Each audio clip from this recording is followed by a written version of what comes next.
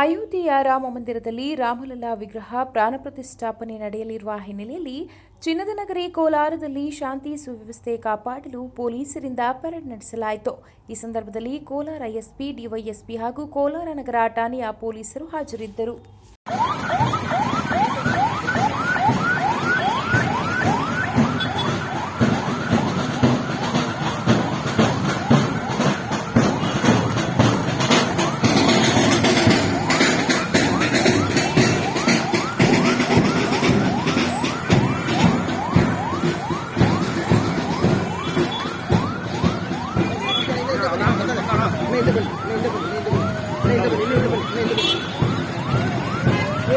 ಬಂದಟ